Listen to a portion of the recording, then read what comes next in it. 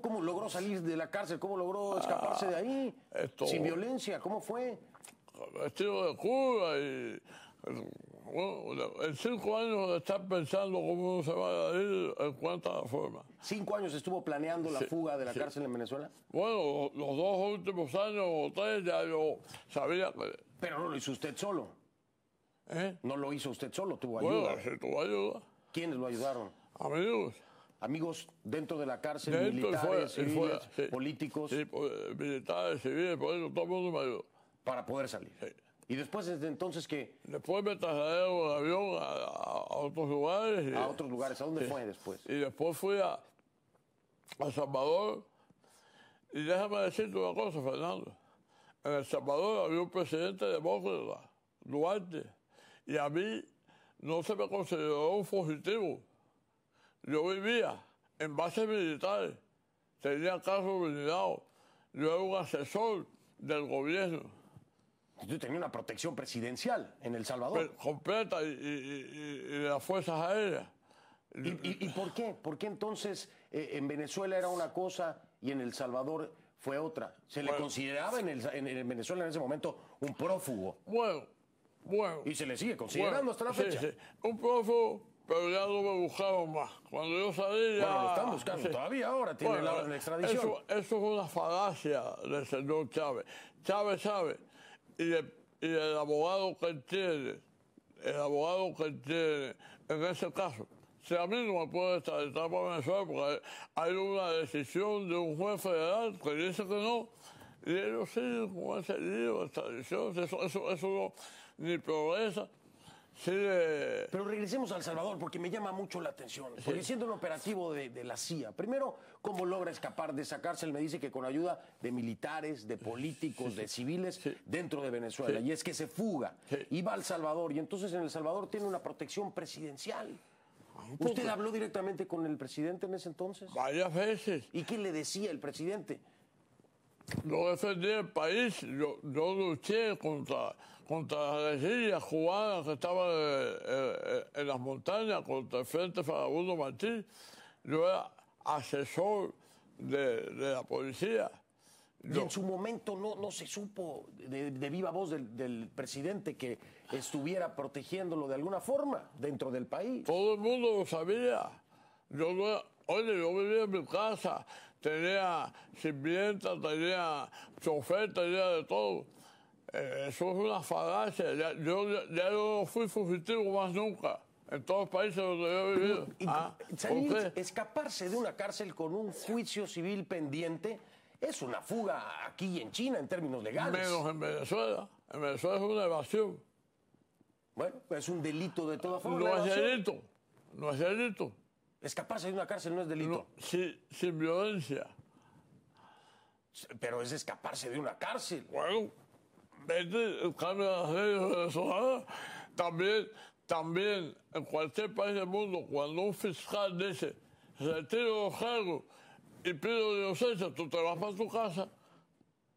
Sí, no. Sí, bueno, en Venezuela no. Pero no se fue para su casa, se fue para El Salvador. Sí. Por decirte y después del Salvador, ¿a qué otros lugares fue? Bueno, estuve por Centroamérica en muchos lugares, estuve en Honduras. ¿Estuvo en Honduras? Estuve con los contras, en contra de los contras, ¿cómo se llama esto? Digo, a favor de los contras, en contra del gobierno. A favor de los contras, vamos a aclararlo. A favor de los contras. Sí. Estuve...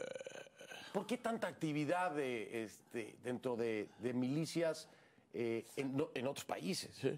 Porque Venezuela no tuvo participación. Sí. Entonces después en El Salvador también tiene participación. Entonces ahora me está diciendo en Honduras también tiene participación. Es decir, siempre estuve involucrado con la milicia. ¿Por qué en contra del régimen cubano de alguna forma? Pero entonces desmitifiquemos a Posada Carriles. Dice él que no es terrorista, pero entonces puedo decirle a usted que... Si eso no es terrorismo, entonces yo estaba al lado del gobierno. Yo estaba al lado del gobierno en contra de los terroristas que formaban el Frente Farabundo Martí, un frente militar guerrillero. ¿Y en esta lucha hubo sangre, hubo personas que murieron? Claro. Hubieron combates donde murieron 87 personas del Frente Farabundo Martí. ahí se peleó duro.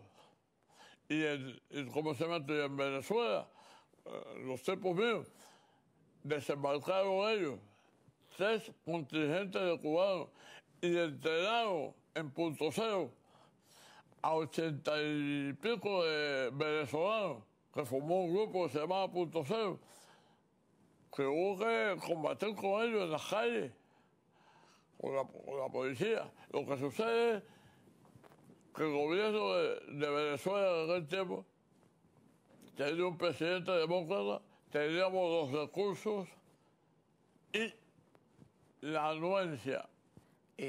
¿Por qué no ir entonces a enfrentar un proceso en el que saldría inocente de igual forma? ¿Por qué no enfrentarlo? Usted me parece un hombre que da frente a las cosas. Por ejemplo, no te entendía. En esta extradición, ¿por qué no? Y presentarse, y si es así como me lo dice.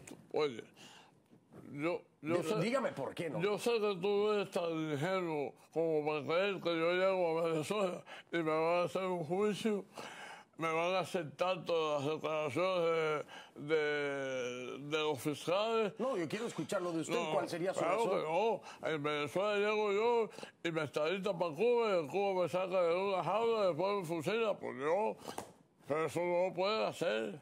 Entonces, ¿no confía en la justicia venezolana en este momento? No, que voy a confiar en la justicia venezolana. ¿No confía en el gobierno de Chávez? En lo absoluto. En la justicia del gobierno de Chávez, ni en el gobierno de Chávez yo confío. ¿Por qué voy a poner mi confianza en Chávez? ¿Por qué? Porque salió demócratamente, respeto a la democracia venezolana, pero no confío en ella.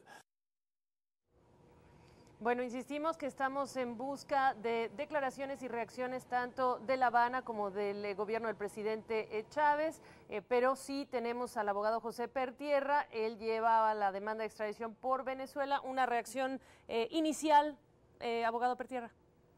Bueno, un par de cosas muy breves. Primero, Osá Carriles dice que un juez federal dijo que no podía regresarse a Venezuela desestimando la solicitud de extradición. Eso es simplemente no es verdad.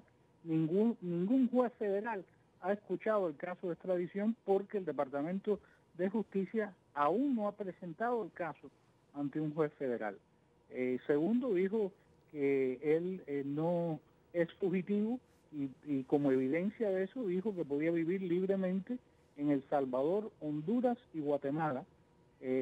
Y yo simplemente señalo que Honduras, Guatemala y El Salvador eran en esos momentos gobiernos títeres de los Estados Unidos, gobernados por escuadrones de la muerte que por supuesto le dieron el amparo para que él entrenara a esos escuadrones de la muerte.